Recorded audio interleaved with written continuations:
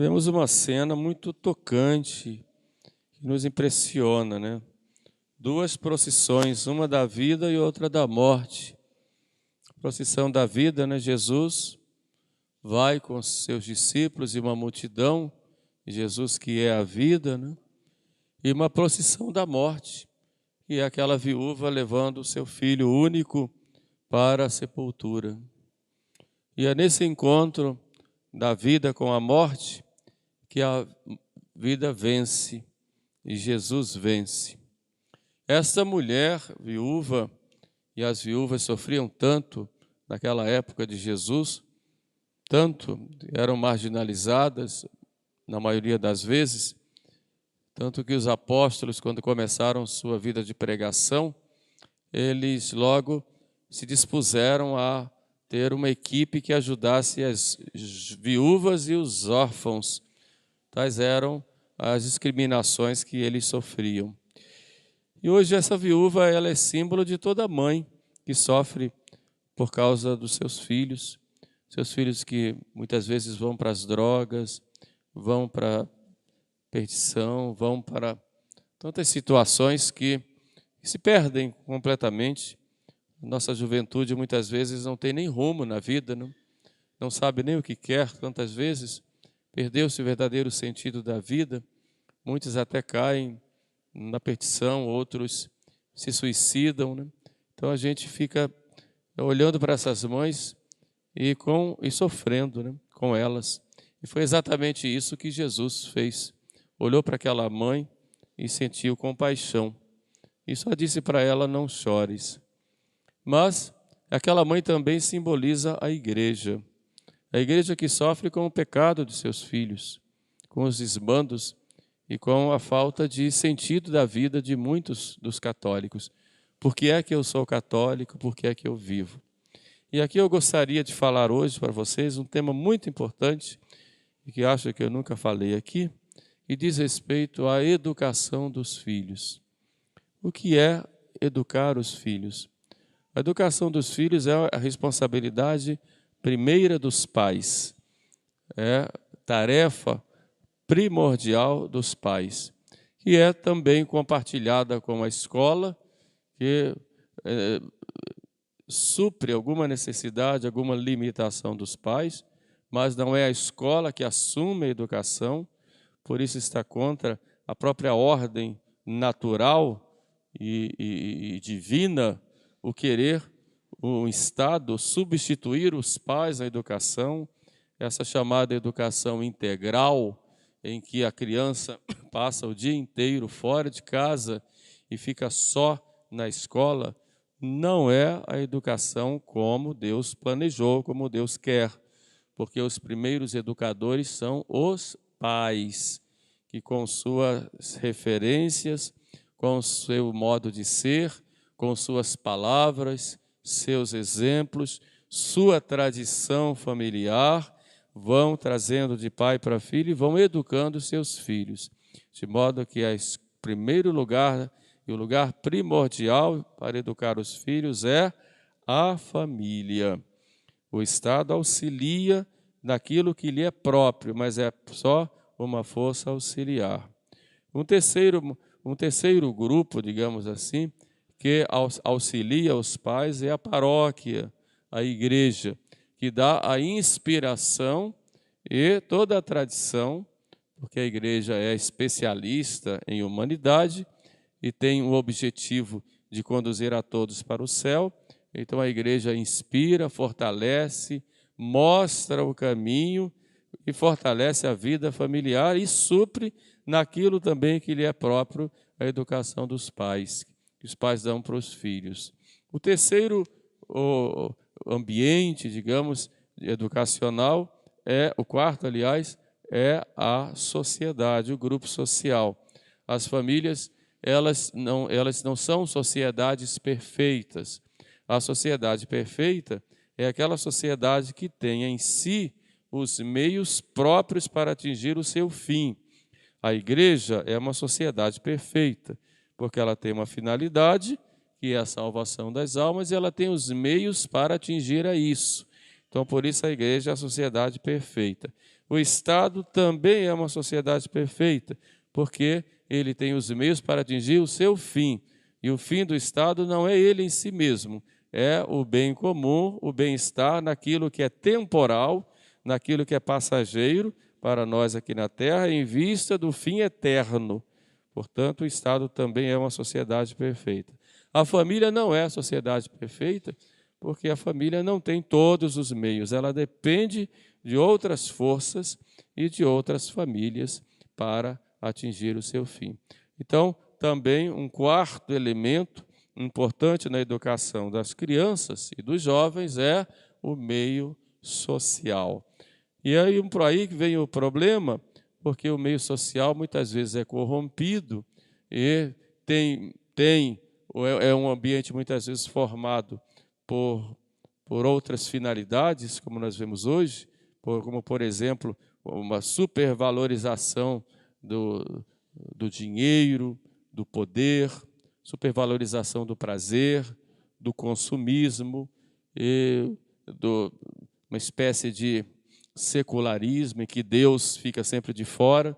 Então, os meios sociais são cada vez mais difíceis e pressionam as pessoas a perderem a personalidade, e o meio social, muitas vezes, robotiza as pessoas, tiram das pessoas a capacidade de raciocinar, a capacidade de serem pessoas, despersonalizam. Então, aí nós temos 4 elementos importantes na educação das crianças e dos nossos jovens. A família, que é o meio principal, que é o ambiente onde se forma a criança e o jovem. Daí a importância de nós valorizarmos a família e trabalharmos com afinco para que as famílias realmente vivam sua realidade familiar, e ela precisa, então, de todos os meios materiais, econômicos, morais e de apoio para que realmente aí se formem bons cristãos e bons cidadãos, pessoas realmente com personalidade, desculpe aí a redundância, com personalidade. Então, a família, o Estado como elemento auxiliar naquilo que lhe é próprio para o bem comum, a igreja como a grande inspiradora e dá os meios para a prática das virtudes e a graça pelos sacramentos, e, por fim, a sociedade, o grupo social. Mas o que é, pois, educação? O que é educar? Às vezes a gente tem um pouco de confusão com relação a isso. Imaginamos que educar é formar pessoas para terem sucesso na vida, grande sucesso profissional. Então coloca a educação como fosse apenas colocar na escola para estudar, para ter uma profissão e para depois crescer, ter dinheiro, ter seus bens materiais e possa viajar, se divertir e tudo mais. Será que é nisso que consiste a educação? Outros colocam a educação como ser um ser social, em que tenha bom relacionamento com todo mundo. Mas é nisso que consiste a educação? Educação como, por exemplo, ele ser ele mesmo, é nisso que consiste? Pio XII diz que educação, a palavra educação vem de um verbo latino educere, quer dizer conduzir. Dux, ducis, é aquele que conduz. Então, educere é conduzir. Conduzir o quê? A quem? Conduzir um educando a alcançar o seu fim último, ou seja, levá-lo a alcançar a vida eterna, que é o fim último do homem. Na realidade, educa-se para a vida eterna, educa-se para Deus. Uma educação que tira Deus da história e da vida da pessoa não é uma educação verdadeira. Por quê? Porque tira a pessoa daquele objetivo para o qual ela existe, para o qual ela foi criada. Então, a educação é nesse sentido. Pedagogia, pedagogo, aquele que conduz a criança. E conduz para onde? Para alcançar um fim. Qual é o fim? O fim é alcançar o fim último, que é a vida eterna, que é Deus. Por isso, toda a educação deve levar para Deus. Uma educação sem Deus não é educação. Agora, é claro que o grande desafio, que já começa na família, é como educar. A educação é uma arte. E o primeiro elemento da educação na família, que são os pais, devem educar-se primeiro a si mesmos. Porque muitas vezes os próprios pais carecem de uma educação clara. Educar-se a si mesmo. Existe um princípio em educação que diz: vive-se como se pensa e educa-se como se vive. Então você não pode exigir de uma criança ou de um jovem alguma coisa que você não é. Você, para educar uma criança e um jovem, você tem que viver aquilo a que você propõe. Senão você é falso. O educador, o pai, a mãe, mesmo o professor, ele não é um ator que desempenha um papel. Ele não é alguém que usa uma máscara e diz: seja como essa máscara que eu estou usando. Ele tem que viver. Então, vive-se como se pensa e educa-se como se vive. Educação é uma arte. Imagine, vai lá o Michelangelo, a Carrara, e lá escolhe lá um pedaço de pedra para ele fazer, por exemplo, a imagem de Moisés, que está lá em Roma, lá na igreja de São Pedro, em Vínculos. Moisés, imenso, tão bonito, e que ele fez, depois que terminou, a perfeição era tão grande que ele deu um grito para a imagem: parla, fala, porque parecia mesmo que era verídico, né? E a educação é, pois, essa arte. Mas o Michelangelo, quando vai a Carrara, pega um pedaço de mármore e ali dentro já vê a imagem. Pega um pedaço da pedra, ali dentro já vê a imagem. O artista vê a imagem lá dentro. A imagem estava realmente lá dentro. Só precisava o artista ir retirando os excessos. Então, a educação, educar e educar-se, aqui estou falando para pais de família, para jovens que estão se educando, e para mim também, para vocês que me escutam em casa, educar também tem que haver com educar-se. E a educação é, pois, uma arte, é a arte de fazer a imagem de Jesus. Então você tem o modelo, vamos olhar para cá, o modelo que é Jesus. Você tem aqui a pedra bruta, que é o educando, a criança, o jovem, e você que vai trabalhar na obra da educação, você vai, olhando a imagem, você vai cinzelando e vai tirando os excessos, lixando, cuidando, soprando, abraçando, beijando, cuidando, para que dali surja a imagem que já está ali dentro, que é a imagem do próprio Cristo. É um grande desafio. Para ser um bom educador, tem que ter vida espiritual. Tem que olhar para Jesus e estar realmente apaixonado por Ele, senão você vai educar mal. E quando você educa a criança para ter autonomia, não para ter dependência de você o tempo todo. E esse processo de criar a criança para ter autonomia, depois um jovem vai ter sua autonomia e vai gerir a sua vida como nós gerimos hoje, isso é um processo que vai dar desde pequenininho. E como é que você vai fazer isso? A educação ela tem 4 aspectos. Educar, como eu disse, não é apenas você cuidar do intelecto, tá? Do lado intelectual. Vou colocar na escola para fazer curso de inglês, francês, alemão, vai aprender informática, vai aprender matemática, história, geografia. Tudo isso é muito importante e necessário, mas isso vai só para o intelecto. E nós não somos só inteligência.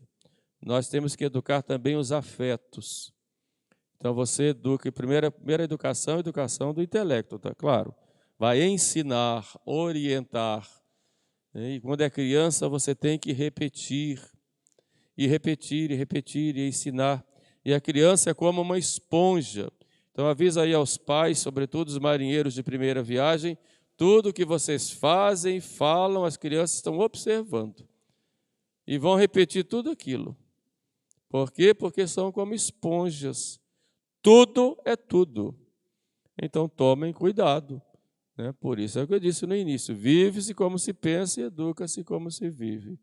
Então o intelecto ele é educado e vai sendo formado com conhecimentos. É aquele conhecimento familiar, aquele conhecimento da vida, as experiências de vida dos pais, dos avós, que vão passando para os filhos e netos. É o conhecimento intelectual. Mas não se educa apenas a inteligência. Não adianta você ter um grande conhecimento na vida se você não foi educado nos afetos, não foi educado para amar, para respeitar, não foi educado nas suas emoções, não foi educado para controlar os seus impulsos. E a impulsividade é uma característica do imaturo.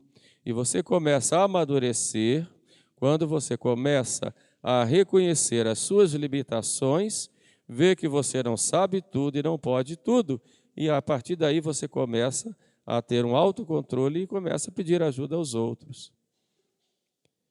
A impulsividade é um grande sinal de imaturidade.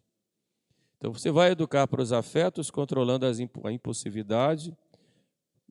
Por isso a criança não pode fazer tudo o que ela quer. Ela tem que aprender que aquele momento é hora de calar, é hora de ficar sentadinho, é hora de esperar, é hora de ajudar o irmão, é hora de ir dormir, é hora de calar, é hora de fazer isso ou aquilo. A criança, ela precisa, por causa do pecado original, é pedra bruta. Tem sempre aquela tendência de fazer o que ela quer descontroladamente. E fazem mal aqueles pais e educadores que deixam a criança fazer o que ela quer. Vai ser uma criança sem autocontrole nenhum e na vida, a vida não é assim. E a gente aprende a ter autocontrole quando a gente é criança. É claro que não vai negar tudo para a criança, não vai maltratar a criança tem que se sentir amada, mas ela também tem que ter limites. E quem coloca limites na criança começa dentro de casa. Agora, não, espera, isso não pode, vai para lá, fica quietinho aqui, não põe a mão nisso ou naquilo. Às vezes os pais ficam com medo de dizerem não, porque quando dizem não, a tendência da criança é chorar, fazer chantagem, deitar no chão, ficar aquele famoso ciscar e gritar, fazer vergonha a mamãe ou papai lá no shopping, e gritar e xingar, etc. Chantagem em cima de chantagem. Os pais, para não passarem vergonha, terminam cedendo. E a criança, então, já aprendeu o ponto fraco. É ali que eu te pego, papai. É ali que eu te pego, mamãe. E a criança passa a controlar e os pais ficam escravizados pelas vontades voluntariosas dos seus filhos. Estão deseducando, porque estão ensinando a criança uma coisa errada. Eu faço o que quero e todo mundo tem que se sujeitar ao que eu quero. Hoje é uma criança, amanhã vai ser um rapaz que vai ver uma moça e vai querer, e vai fazer, e vai procurar, e vai perturbar, e vai brigar. Vai ser alguém que vai querer comprar uma coisa, não vai poder, e vai roubar, e vai enganar, e vai fraudar, etc. E daí as consequências podem ser inúmeras, porque não aprenderam, quando criancinha, a terem autocontrole. Então, educar para os afetos, educar para amar, educar para respeitar, educar para ter disciplina, educar para se organizar, arrumar os seus brinquedos, cuidar da sua cama, ter a sua hora certinha de se levantar, de ir para a cama. Os adultos estão conversando, as crianças não devem entrar na conversa dos adultos, devem esperar a hora, respeitar e tudo mais. Essas são coisas que até os 8, 9 anos, toda criança já deve ter bem claro na prática dessas virtudes. E depois aí, nós jovens, eu com 58 me sinto jovem, nós também temos que nos educar, porque a nossa tendência é perder o controle. Falar demais, brigar demais, querer fazer as nossas vontades e tudo mais. Então, precisamos educar os afetos. Queremos coisas boas, coisas grandes, com a cabeça no alto, mas os pés no chão, sendo realistas, mas tendo bons sonhos. Jesus foi um sonhador, que ide pelo mundo inteiro, um sonho, mas ele deu os meios, os pés no chão. Vão devagar, que vocês vão chegar no mundo inteiro depois de uns 300, 400, 500 anos. Mas tem passos, né?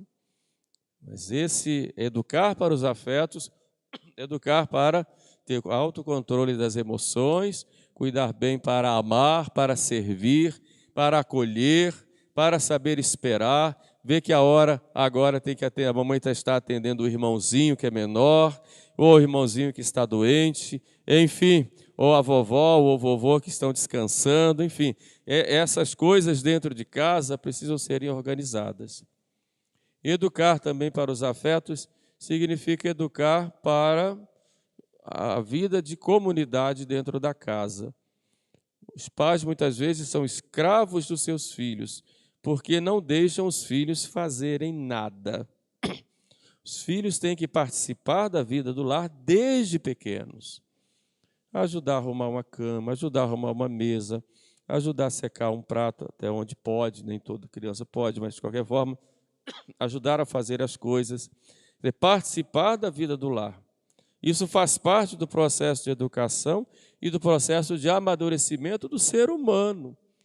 Que a vida não é como eu fico sentado no trono e todos me servem, não é assim. Então, educar para os afetos é também educar na participação da vida do lar, em que é uma comunidade que todos fazem, todos. Senão vai se casar e a outra parte vai ter que servi-lo ou servi-la. Faz nada, tem que ser tudo do meu jeito, na hora que eu quero, quando eu quero. É claro que a vida no casal não pode ser assim, e vai ter briga, vai ter confusão, né? E depois pode a coisa não dar certo. Então, notem que o processo de educação vai lá desde criança e vai ter reflexos lá na vida adulta. Então, isso é educar para os afetos. Educar também, do ponto de vista físico, educar é a educação da higiene, educar para a higiene, a criança aprender a ser organizada, a ser limpa, ter a sua roupinha direitinho. É claro que isso vai aos poucos, o pai tem que ter esse cuidado, os pais têm que ter esse cuidado com os filhos. E nós temos que nos educar nesse sentido também, né? Estar sempre limpinho, cuidado, né? Ficar todo esmazelado, todo de qualquer maneira. Esse cuidado tem que ter na sua casa. Então a casa deve ser procurar estar sempre limpinho. Isso tudo faz parte da educação física da criança. Depois, a educação física no sentido mesmo dos exercícios físicos, o cuidado com a saúde, tudo aquilo que diz respeito ao corpo. Isso faz parte também da educação. Notem que, infelizmente, a educação é só física e intelectual, não se educa para os afetos. E o quarto elemento da educação é a educação espiritual, que inspira tudo. Educar para Deus. A criança tem que ver os pais rezando, tem que ver os pais indo à missa, tem que ver os pais recebendo os sacramentos, tem que ver os pais respeitando as coisas de Deus. Então, olham os pais e aprendem dos pais as virtudes. E a criança imita.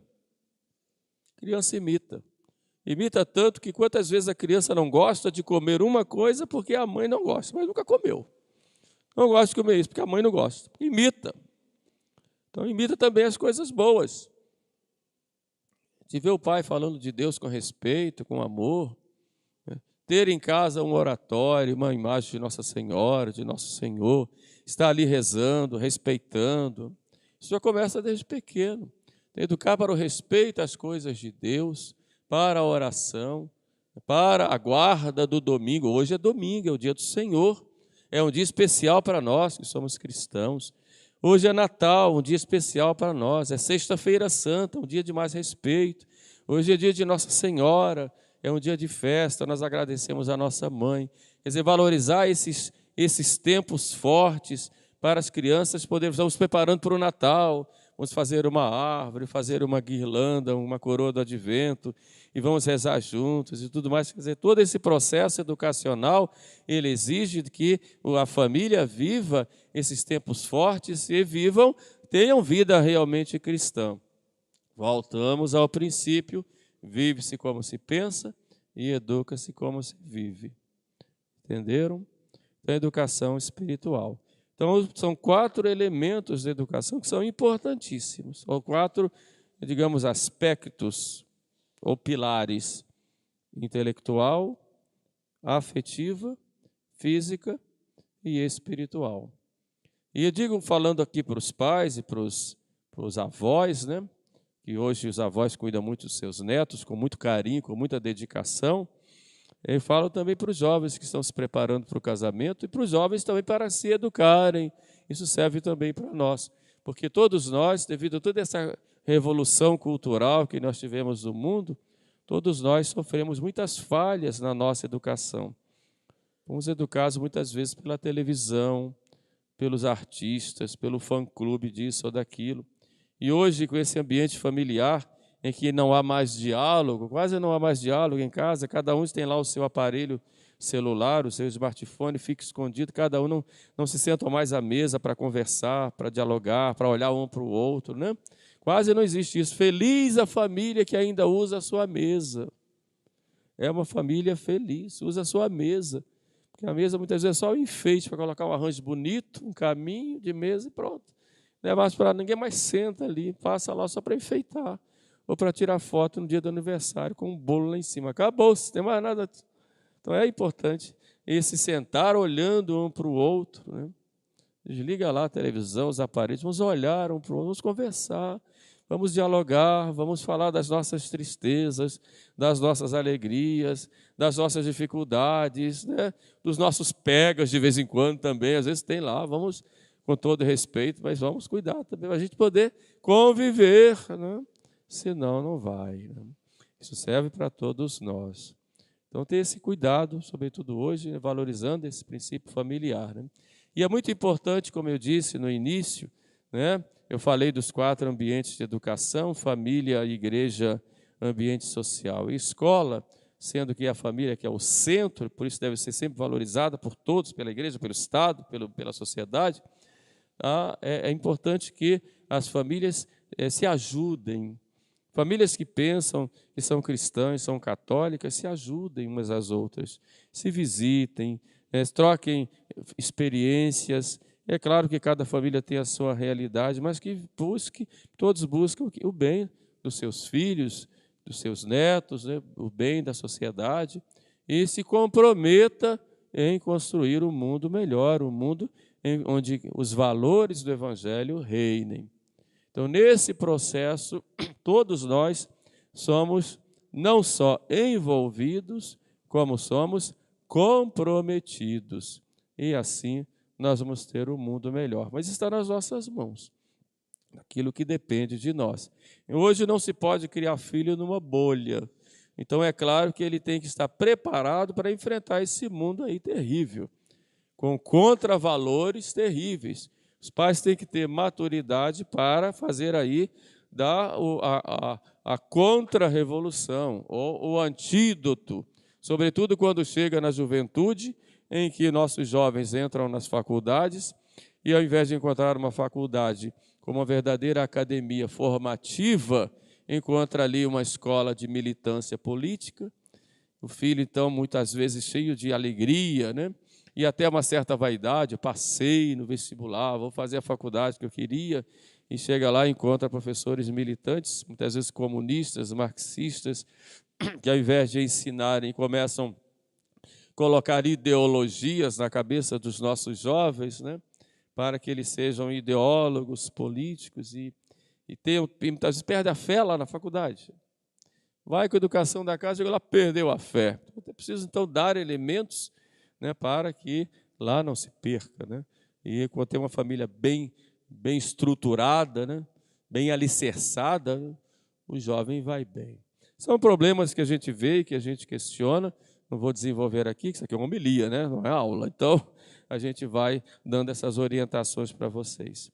Olhemos agora, voltemos para essa mãe lá chorosa pela morte do filho, e olhemos hoje para tantas mães, né, e tantos pais que veem os seus filhos se desencaminharem e estão ainda nesse processo de lágrimas, né?